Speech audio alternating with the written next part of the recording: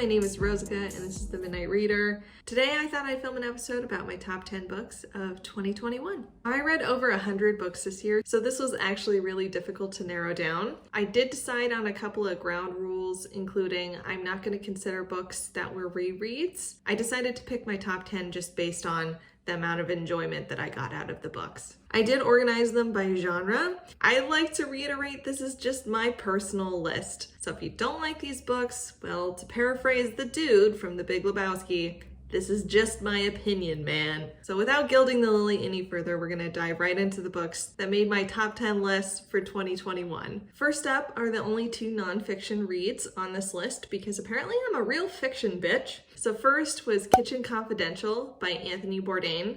This is Anthony Bourdain's first memoir about life as a line cook, and it is the book that sort of catapulted him to culinary fame. I did read this on audiobook, and it's narrated by Bourdain, which honestly was kind of the best part.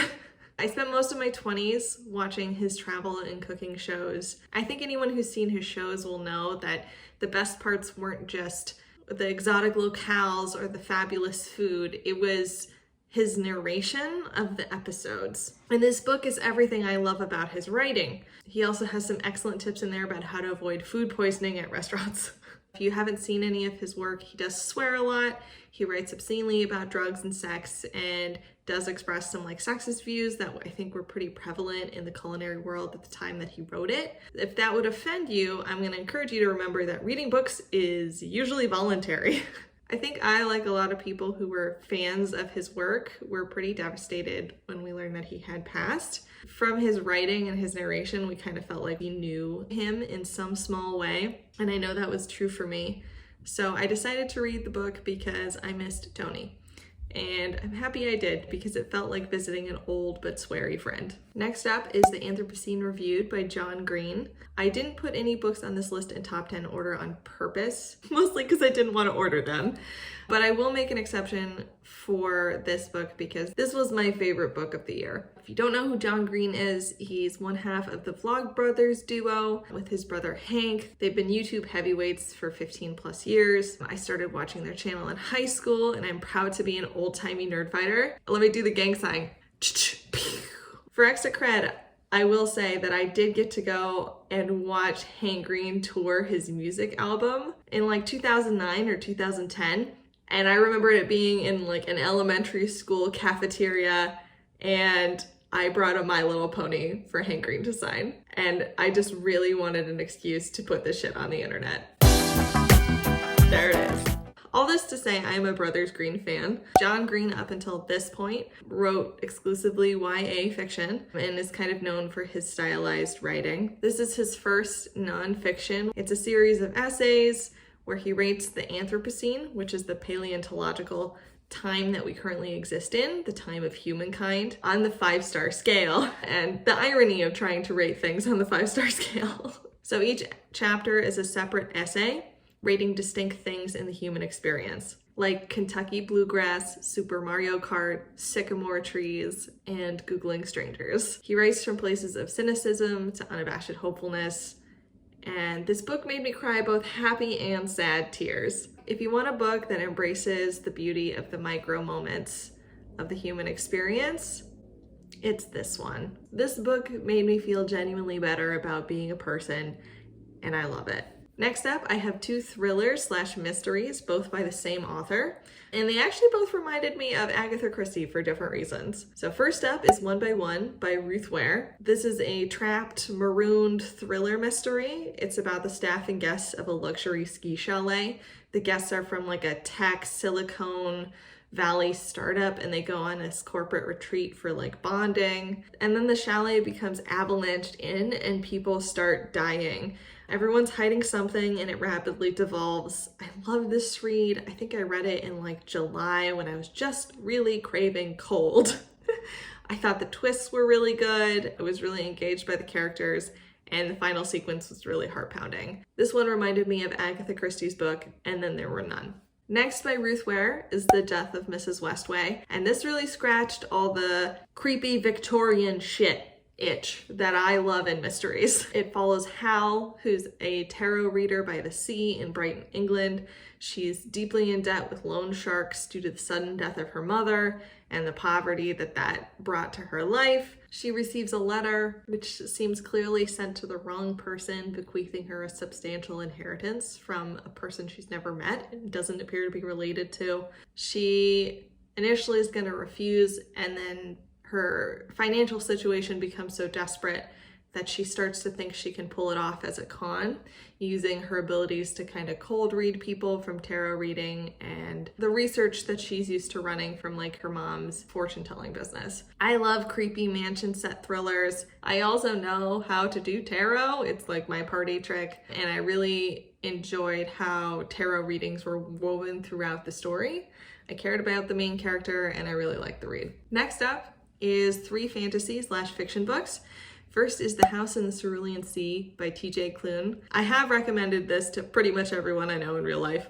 This is a found family story about a magical children's social worker named Linus, who's sort of plotting through the corporate machine overseeing the well-being of government-sanctioned orphanages for magical children. And his life at the beginning is just gray. He's a cog in the machine, he's a working drone, until he gets sent on a classified assignment to evaluate an orphanage full of highly unusual children.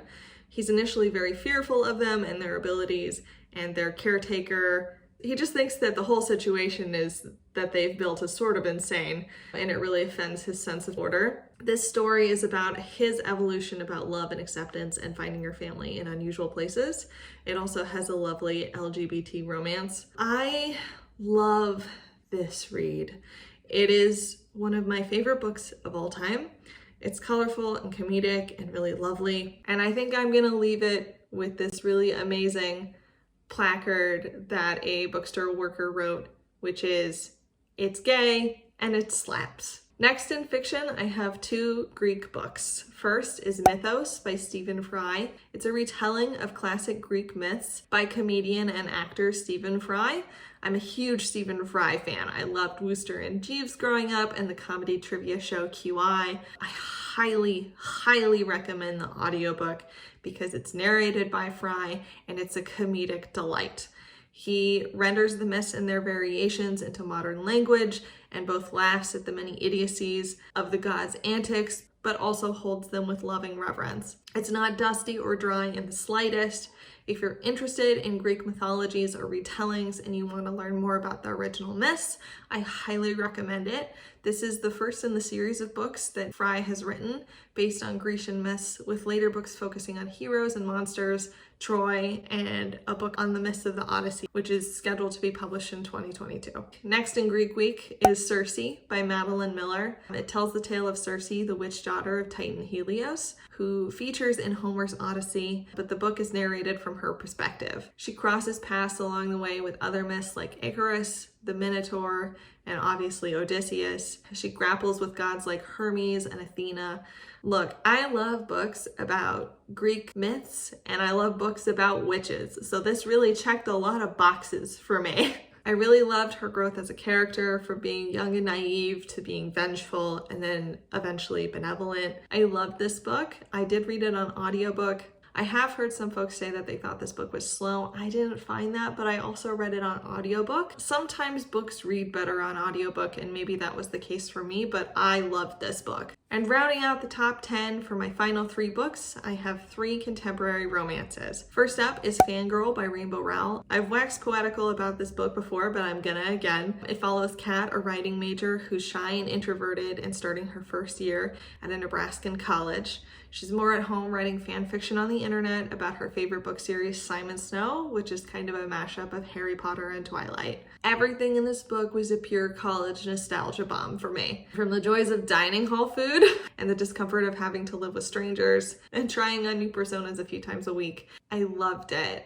Her fan fiction and the fictional book series are also woven throughout the story. It has a lovely romance, and the love interest is probably one of my favorite love interests of all time. But this book is truly about her journey and her growth as a character. It's an awesome read. Next is The Bookish Life of Nina Hill by Abbi Waxman. So this is my new comfort read. I choked on my food and laughed inappropriately many times while reading this book. It follows Nina Hill, a bookworm who has put every minute of her life on a fastidious schedule. She has a passion for trivia nights, her cat, and everything bookish. She has an absent mother and no dad to speak of. But when her never knew he existed dad suddenly dies and leaves her with a family she never wanted / needed, and her trivia nemesis Tom suddenly wants to date her, her life stops fitting so neatly into her well-planned schedule. It's an adorable bookish rom-com, and it features a book club that goes off on incredible penis tangents. It's very funny and I loved it. And lastly is my favorite romance that I read this year, which is Beach Read by Emily Henry. I know her other book, People We Meet on Vacation, got all the buzz this year, but I love the characters in the Beach Read so much more.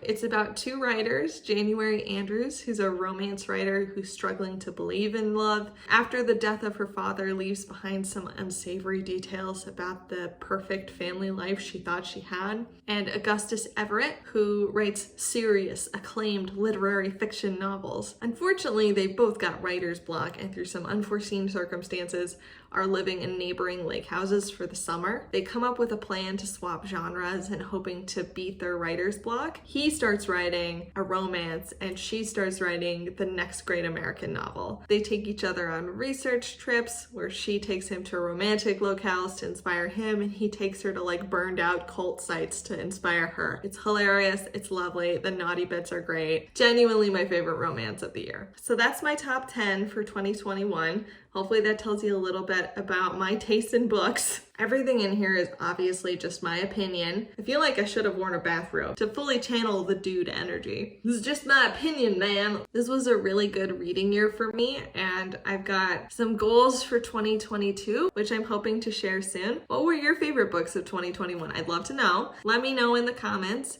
if we had any overlap in your favorite books versus mine. But as always, thanks for watching my channel, and if you liked my content, please like and subscribe. I'm having a lot of fun making this, and I have some big channel plans for next year. So as always, happy reading, and I'm looking forward to the books of 2022.